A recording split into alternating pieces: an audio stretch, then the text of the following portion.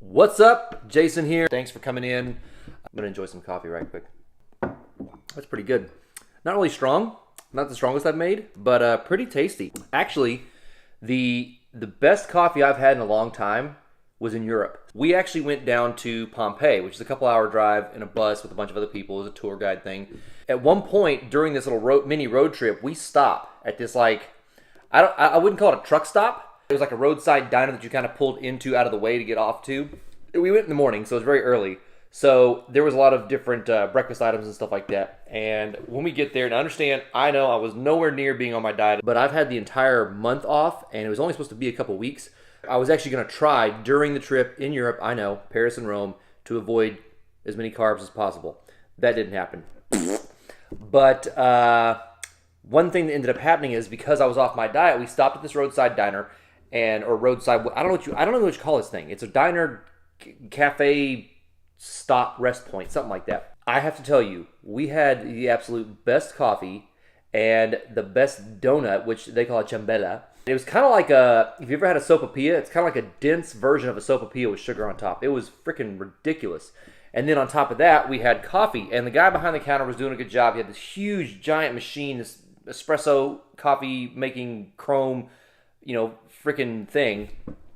And he busted it out. I was like, okay, it's pretty hot. We'll wait for a second to cool down just a touch because unlike my wife, I don't like to burn off the inside of my mouth with boiling hot water or coffee or tea or anything else. It was the absolute best coffee I've ever had in a very long time. And the crappy thing is I can't get back there like anytime soon. And it's not like, oh, let me run down the street and grab the coffee. No. You have to fly many, many hours to get there just to go on a 2-hour trip to get there for coffee. Is it worth it? Not really. But either way. Anyhow, so we had a fun time. And wow, I'll be right back. I have to cut my hair. This is killing me. Boom. Back again. That's a way better look right there. What do you think? Way smoother, right? Okay, so had a great time. However, I did experience free healthcare. And I'll give you the background on that. Story time. So I'm wearing high top shoes with low top socks, which is not a problem normally. I do that all the time. However, I didn't think about the sheer volume of walking I was going to be doing. And so in that process, I rubbed a hole on the inside of both ankles. And it became raw, not a big deal by the end of the day, right? I don't pay much attention to it. It's not a big deal. I'm a dude, chicks dig scars, whatever, right? So I move on. The next day, they're still irritated, but I'm wearing low top socks, low top shoes, moving around, doing my thing about my business. And again, another day of like 14 hours of walking, okay, all over Paris. And we end up going to the Garden of Versailles. Actually, it's the Castle of Versailles, and we went to the gardens, which is like beyond massive, right? So we get there walking around for like hours, and in that process, my legs started becoming irritated, and you start noticing by the end of the day that like some pink is moving up my legs. So I do take a picture of it and notice that it's a little pink.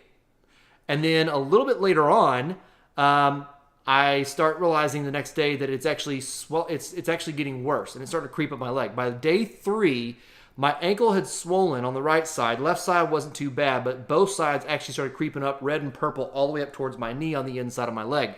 So we get an Uber to go from our hotel to the hospital. Off we go. We get there, right? And the guy doesn't speak any English. We don't speak any French other than parlez-vous français. No, parlez-vous anglais, because I don't speak English. I don't speak French. Dang it. Anyway, we get to this outside of a building and a metal bar fence all the way down and around, okay? But there's like bushes and grass and weeds going up through the cracks in the ground. I'm like, this doesn't seem like a hospital. In the distance back behind all that, you can see an actual building that looks like a hospital. The problem is this.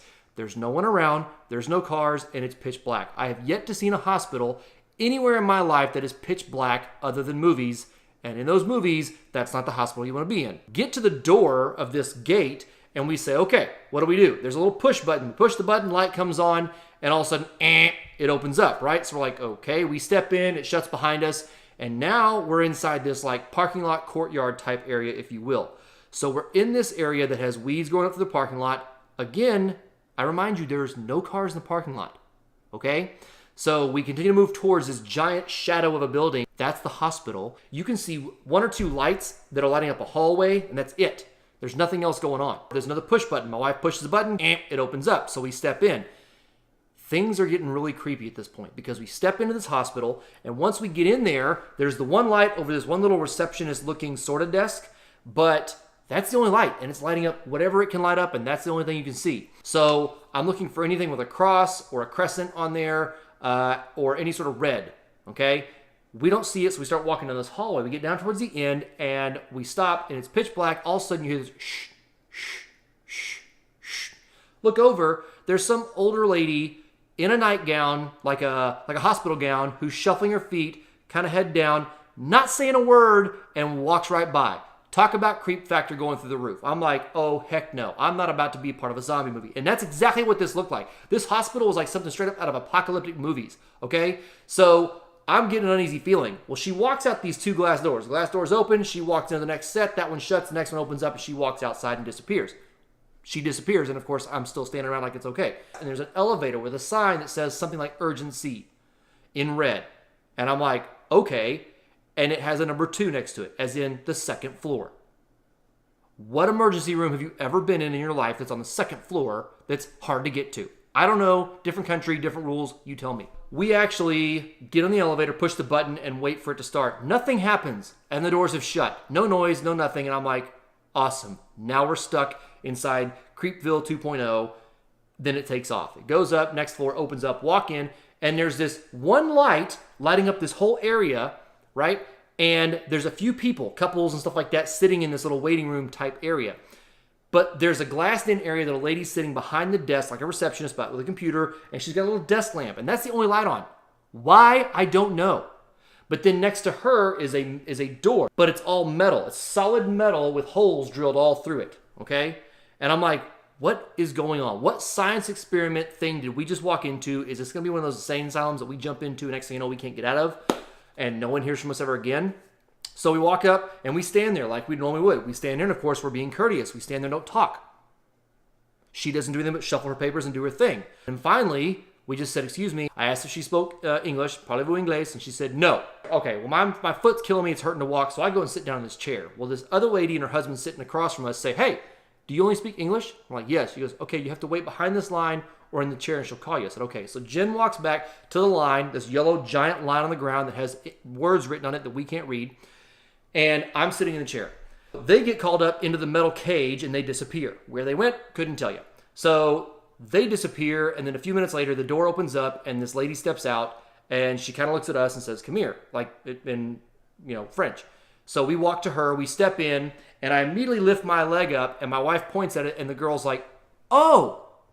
And she starts, of course, all this is in French, and she looks at me and goes, like, you! And I'm like, yeah. And she goes, oh, and she does the symbol for, international symbol for choking. I guess this is the international symbol for you're a fat person or a pregnant chick. One of the two. So she does that, and we realize this is like an emergency inlet for a maternity ward sort of deal. So she laughs, the other lady laughs, the lady outside in the cage never laughed, and then we leave, and she takes us downstairs out the back as we curve around the building, and all you see is people standing outside. One chick's got a neck brace on, holding her kid in her hand. People are sitting there leaning against walls, smoking. I was like, where did we just go? We turn and walk in. We've already learned our lesson. Stand at the line. The guy calls us up and has us sit down in the waiting room, which is full of people who look like they're about to die. It is the worst looking area for waiting room I've ever seen. It's the worst feeling I've ever had being in a waiting room, realizing that I've also brought my wife in this. So then nobody's getting called in. Eventually someone will come out, and here's my understanding of the way this works. You open the door and you say, John Smith, are you here? And if Mr. Smith doesn't answer, you go back, you look at your file, you find someone new, the next one in line, you come back out, is Bobby Smith here? And if he doesn't answer, you move down the line, right? Well, this lady comes out, asks for Monsieur so-and-so. Nobody responds. She walks back in there and disappears for the next hour. Nobody else gets called. I'm like, well, if you were ready for that guy and he's not here, why can't we take somebody else? And eventually they call us in. This guy walks up, opens the door, says my name, what sounds kind of like my name. So I stand up and he's like, yeah, come here. He didn't say that in English. He just waved me on. So we walk in there and I'm like praying to God. I'm like, parlez-vous anglais? And he's like, he just kind of stares at me with big open eyes. And I'm thinking, crap, am I saying it wrong? I'm like, parlez-vous anglais? And he's like, do I speak English? Yes, I do. And he had this little funny accent, but he spoke pretty good English. And it was like, oh my gosh. He started laughing, brought me back, took my vitals, did that thing or whatever. I go sit back outside, and later on I get called back. They won't let my wife come back there. For some reason, I can only be the one back there. No one else can be back there. So my wife has to sit in this waiting room of weird people that I'm afraid of. And now I'm feeling even more bad about the fact that I'm leaving her there. And so then I go back. I'm sitting there for a while. This young doctor who looks like he's about 14 years old, Doogie Howser, I don't know. He comes up. He looks at it. Of course, he reads the chart. He goes out, leaves, comes back with an old doctor with one arm cane that he's having to shuffle his way in. They both look at it, talk to each other in French. They leave. And they come back with the third guy, the nurse that I'd seen the first time who checked me in, who spoke English. He told me what it was. Long story short, I rubbed a raw spot and somehow got an open spot for a bacterial infection. They gave me some antibiotics, cleaned it up, wrapped it up, and off we go. Now, it's free because we leave, go to the door, and he's like, bye. And that was it. We walk out the door. When we do go outside, there's actually no real way of knowing which direction to go. So we just kind of guess our way forward. We end up walking outside this gate, and we are in the most ghetto-looking area. There are these old-school-looking apartments that are run down. I'm not sure if anyone's actually living in them. All you see is this little cat running across the ground in the middle of the night, freaking you out. It's like 2:30 in the morning, right? So we're walking around. We can't figure out exactly where we're at because we came out of this other random spot at the hospital because we got taken a different direction, right? And we search for Uber, and all you see is searching. And that goes on forever. Eventually, someone says, oh, I'll come get you. They show up, they pick us up. The guy didn't smell that great, but his car was clean. He was dressed real nice. And when he heard that we were speaking English, he ended up putting the radio on he changed to like a different playlist that had American music. And I was like so thankful because I was worried I was going to lose my legs. I literally thought I was getting my legs cut off. That's what just was about to happen. This is how it ends. This is it right here. Just by walking. I'm giving this guy like the best 5-star review because I was just so thankful to be alive. My point is this. It's all about perspective.